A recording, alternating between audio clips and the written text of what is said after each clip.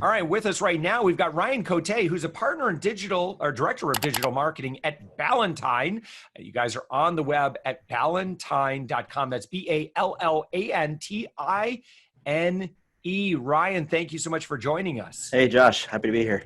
So Ballantine has a long and storied past. Your third generation. Can you tell me about the formation of the company, when that was, who that was? Yes, sir. Yeah, we go back to the mid-'60s, so 1966 to be exact. My great uncle started the company. He's still alive, not part of the company anymore, but Sure. He started the company in 66. Then my grandfather joined in 68, my uncle, my dad. And now fast forward to today, myself, my uncle, my two brothers run the company. We're partners in the agency. My cousin Josh is here. So it's got a long family history going 54 years now. And so do you have any of the pieces that your great uncle was producing? That has to be, and so this was direct mail advertising back then? Yeah, so when he started, it was actually print and ship stuff, like brochures. Mm-hmm. Then eventually we started doing direct mail, which is like the printed piece, but you're mailing it to companies or like homes. Yeah. And then we just kind of did creative, and then we just kind of snowballed from there. That's a great question. We don't honestly don't have any of those pieces. Yeah. I mean, at least that I'm aware of. That'd be pretty neat. I love the old advertising. It's just like so on the nose, and it's just but it's like so fun and refreshing to like look just to appreciate kind of the history of advertising. Yeah, that's a good question. I should see if we have that. And so today, obviously, you do still a lot of direct mail, and would you mind? You're welcome to drop some names. I think there are some clients that you work with that folks would know. Yeah, on the direct mail side, we work with large companies like Wyndham and Royal Caribbean, Celebrity Cruises. We've done a lot of direct mail for BMW. That tends to be our sweet spot, the direct mail, where the company does a tremendous amount of it, and it's very complicated often. And then you just need someone that does this day in and day out to kind of get their hands dirty and handle it for them. That's our sweet spot for direct mail. On the digital side, though, it's typically small businesses, contractors, manufacturers, dealerships, companies that need the support that we can provide that don't have it in-house. And so in terms of the digital side, so we have digital marketers on the show pretty often, and a lot of this audience is going to be pretty savvy when it comes to digital marketing. So we could talk at kind of a high schooler level, and so in the world of digital marketing, where does Ballantine fit in, and what's kind of the outcome that you provide for clients? Yeah, so companies will hire us for digital. They have maybe one marketing person, or they have no marketing people, and so we become sort of like their outsourced marketing department, or an extension of that one person that can only handle so much. Mm-hmm. So we don't go into a client saying we're like the Facebook ad expert only, or we only do SEO, even though we have experts in those areas. We come in and say more like, let's set up all your channels. We'll fully submerge ourselves in your business, handle all of it for you, set up your social, your content strategy, SEO, paid search, and we have different specialists for each strategy. And so we just surround them with our services, and they're coming to us for leads. Typically, it's not generally brand awareness. We have some that are like that, but generally they want more leads. They want people coming to their website and then asking for more information about their products or services. And then your approach could be any of the above. So it sounds like when you initiate that relationship, you begin that relationship, you're kind of like the doctor that's going to give them a prescription, and you just happen to be a larger doctor's office. We've got specialists in all the areas of medicine. So it doesn't matter what you throw at me. We either have somebody or we know somebody that can solve that problem. Yeah, and I think we could talk a little about how we approach sales, but I think you're right. We don't say we do everything. What we do every day is social media, but only specific channels, typically Facebook, Instagram, and LinkedIn. A lot of SEO, a lot of paid search, typically on Google, and content, typically blogs, and then some email newsletters to MailChimp. So we definitely don't do everything. We kind of stay in our lane. But yeah, I think you're absolutely right. We do diagnose the situation. So when we're like courting a new client, part of our sales strategy, and this has been a game changer for us, I think there's a takeaway for your audience here, is the way we approach the sales process is more consulting on what they need.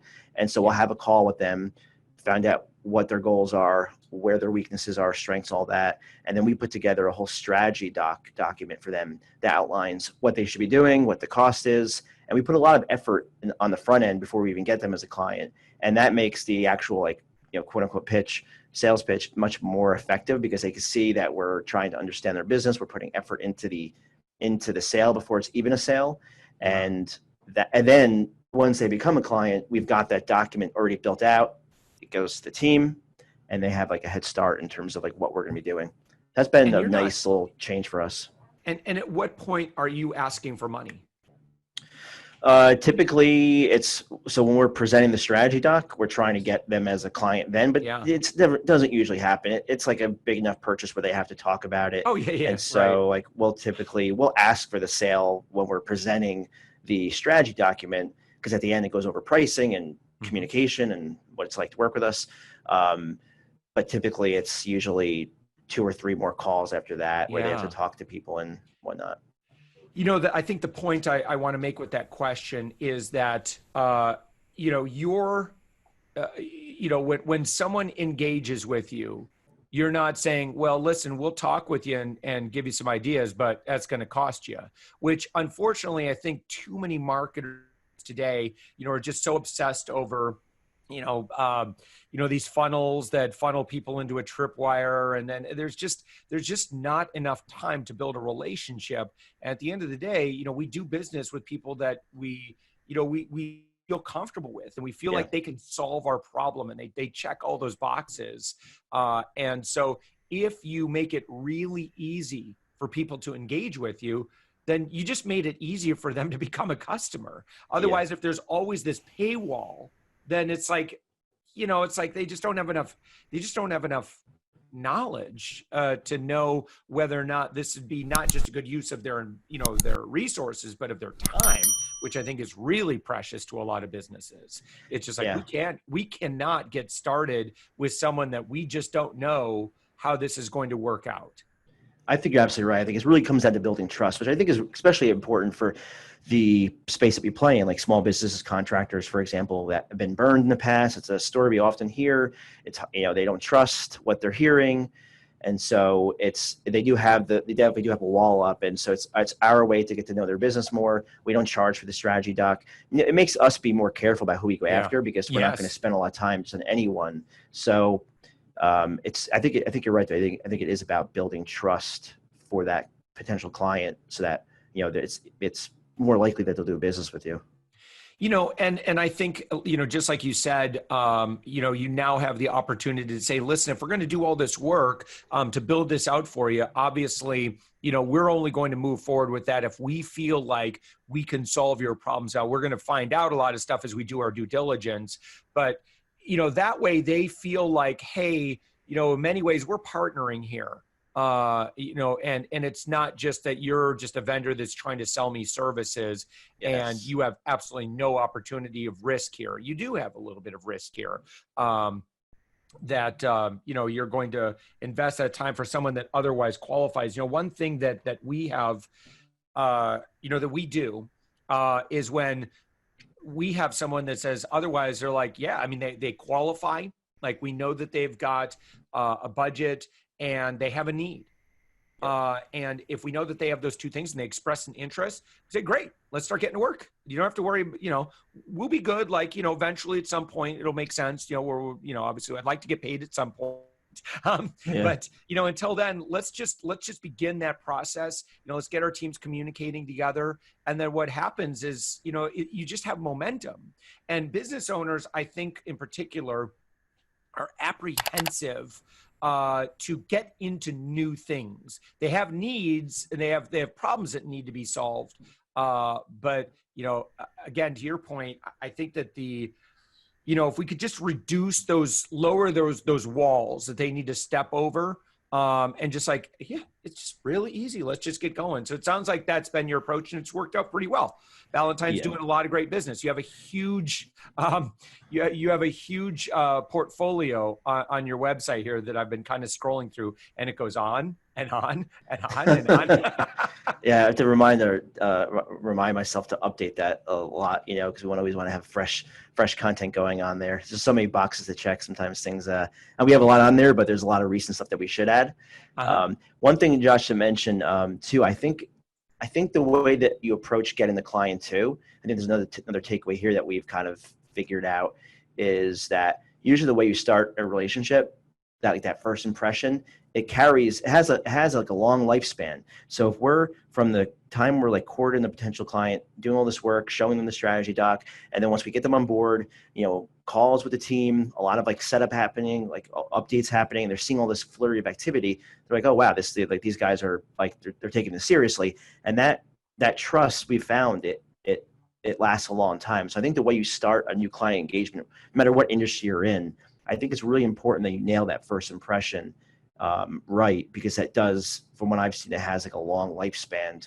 Like they don't just stop trusting you after a month. Like it's like, wow, like these guys started right and they know what they're doing. Okay, let me let them do what they're doing, and I'll be good. That's what we've found. Yeah. I mean, again, a great point. Like if I go into, let's say, an appliance store and I need a new refrigerator, and someone's like, hey, and this one right here, $1,200 keeps all your food cold. This one over here, $2,000 keeps all your food cold. It's just like, what do we got to do to get you in a refrigerator today? It's like, we are probably not going to have a very long relationship here. Yeah. Like I could just tell it's like, it's adversarial. Where it's like they are, again, this is old school. Hopefully no one is doing this. Well, you know what? I say hopefully, but I see it all the time in the sales funnel world. It's very adversarial, where it's just like, what can we do to get, conversion numbers up? And, and that's really important.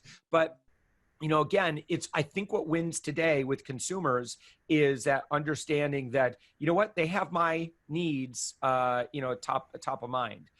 So, Ryan, one thing that I know that Ballantine has a pretty good handle on is Google Maps and Google My Business. Can you kind of share maybe what's evolved over the past year to 2 years especially particularly with Google My Business?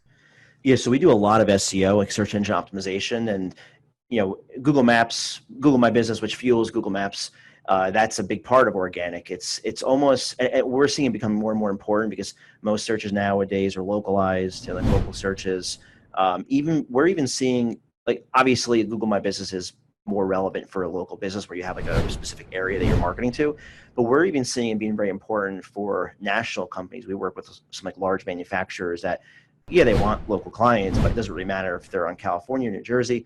But it's important because now, like at least at the time of this recording, when you type in a company's name into Google, the whole right sidebar, typically that's Google My Business being pulled in. It shows your name, your reviews, your hours of operation, whole profile in your company. And so that's like the first contact that a potential client customer has with your business. So if they see good reviews, they see a fully filled out profile, it looks really buttoned up, before they even go to your website, they're sort of now preconditioned or pre-sold that you're a serious operation. And so even for a national company, it's important. But going back to your question, tips, we're seeing Google My Business becoming more and more important. It's almost like a second website now. And so when we do like on-page optimization for SEO, like adding keywords to your website and whatnot, we're treating Google My Business almost as like a second website. Like we'll do on-page optimization for the website and then for the actual listing itself. So in terms of tips, first step, obviously get the listing verified, of course. Google.com/business, get your business verified, and then spend as much time as it takes to fully fill that listing out, from picking the right category, the right secondary categories, your name, your address, your phone number, your website, description. Google lets you add services and posts. So fully fill that listing out. Get reviews. Okay, get reviews. Never stop getting reviews. Always keep asking your happy clients for reviews. That's an important thing. But then Google gives you tools with that listing now as well. They've been adding to it. Fully use them. So you can add Google posts to your Google listing. And so that what that does is it's almost like a mini social post that you can add to your Google My Business listing. Yeah. So we'll add for our clients, we'll go every week, we'll add Google posts to it, promoting blog posts, whatever the case is. And those posts show in the sidebar of Google when someone's searching for you. So again, it's like going back to what I said before about increasing the authority and the presence of your listing. And then the last thing I'll mention, actually second thing I'll mention, you can ask questions and answers. You can ask questions on your listing. So a customer or client can go to your listing and ask you a question like, hey, do you guys do this or whatever? You want that type of engagement, and you obviously want to answer them when they ask you that question. Most people don't. This is like sort of like an undercover, like no one really knows too much about this, or at least people aren't really using it as much. But Google wants to see that type of engagement on the listing. If they see a listing that's fully filled out, it's getting reviews, it's doing the Google posts, it's getting questions, and they're being answered, that fully engaged listing is, generally speaking, it's going to do much better than other listings. So you want to fully just take advantage of Google My Business. And I mentioned two things. The last thing I mentioned is you want to make sure that your name, your address, and your phone number is fully consistent across the web. You can use tools like Yext for that. What is you that? Want your name, what is that tool? Yext, Yext. Oh, there's other. There's Yext. There's Sign Up. There's Bright Local. There's a whole bunch. Huh. That name, address, phone number, it's called NAP or a citation. Yeah. You want that to be consistent across the web. You don't want Google to go to like Yelp and see 55 Lane Road and then go to Google My Business or another directory and see 55 Lane Drive. You want it to be all consistent. That consistency builds up trust in Google. Wow. And that's another ranking factor. So what happens if someone has a virtual business and they're like, I don't want people coming to my place of business. I just work out of my home. Like we're a virtual distributed company. So all my team members, we're scattered. We have a number of people here in Orlando area. Now we do have a virtual office. We have a virtual office that we do through, actually where my wife runs her practice out of. So that's our quote unquote office, but they won't find me there. Yeah, you could still verify you have to verify an address, but you can hide your address. So when you hide your address, Google doesn't show it, of course, and then they don't show any street views of your listing. Like when you add, like if you look at 55 Lane Road, Fairfield, New Jersey, for us, you'll see a picture of our building here because we have an address plugged in. If you hide your address, you still want to verify yourself on Google My Business, because whether you have an address or not, like an actual place, you're still a business. But you hide your address, and then Google won't show it, and then it doesn't show a street view of your building, of your home, I guess, or whatever. And so tell me a little bit more about, the fact that you can update your profile. So, it's kind of like having a LinkedIn business profile on Google My Business, and Google likes when you use their stuff. Yes. Like there's, and I'd say that we're early enough in the, Google My Business that there's so many businesses that are not taking advantage of everything that Google allows you to do on Google My Business. Yeah, I mean, if you have your site hooked up to, if you have your site verified in Google My Business, when you do a Google post and it's about to expire, Google's going to send you a notification like, hey, your post is about to expire. Do something else. There's a reason why they're sending those emails out. They're trying to get people to use the platform. So like you said, they like when people use their products. There's a reason why they're encouraging people to repost, because their post is about to expire. I think they expire in like 7 days. I think that's right. And so, you want to fully utilize all, you want to fully, it's your second website. So you want to take it seriously. Yeah. It's as we're talking, I'm like trying to resist the urge to start. Like I just went in and that's the nice thing about this as well, is you could check into your Google My Business listing or your account, and seems like every couple of months they have new things that you should be taking advantage of, like new fields. Like they just beefed up the services offering. And I'm like, man, I can really fill this service offering out a lot more completely using keywords that people are going to be searching for. And, again, if you're not taking advantage of that side panel, and again, a good exercise I think someone could do would just Google yourself or Google the name of your company and see what comes up. And if you don't have anything coming up on that right-hand side, you know, Yeah, it's a problem. go do something. Either write a book or just update your Google My Business posting. Now it's not everybody will see that necessarily. It's like a 200-mile radius or something. Is that right? Yeah, it is determined based on. I mean, they'll see it if someone's doing like a brand search on you. Mm-hmm. No matter where you are, typically Google's going to show that because it's not really the local the where the person located doesn't really matter. So like if someone types in Ballantine, there's the beer and there's a scotch. So it's But if we were a completely unique name, if someone types in like Ballantine NJ or Ballantine Corp, we'll show up in the sidebar. But yeah, a lot of it's based on local and that's you can send local signals to Google. Obviously you have your address in there, but what we like to do is people don't know but when you take a picture with your phone and you have the location turned on, it actually geotags your photos. So if you take let's say you're a dog grooming business and you take a picture of grooming a dog or whatever at your location, it's going to geotag where you're located. And then when you upload it to Google My Business, that local information is embedded in the image. And that helps you too. Just make sure your location is turned on your phone when you're taking the picture. All kinds of hacks here. Well, this is great. Ryan Cote, I want to thank you so much for all your great tips and advice. You are found on the web at ballantine.com. That's Ballantine.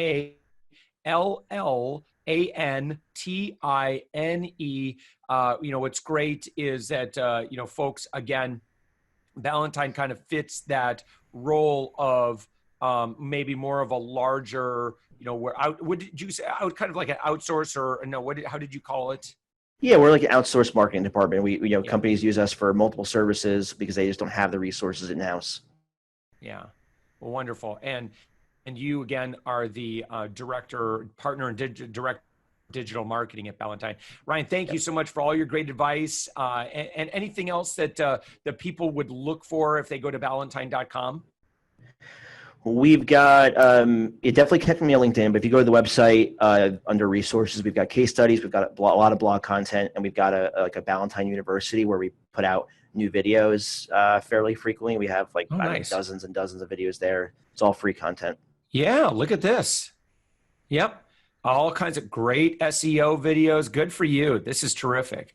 Well, thank you. Ryan, again, thank you so much for joining us. Thanks, Josh. Thanks, everyone, for listening.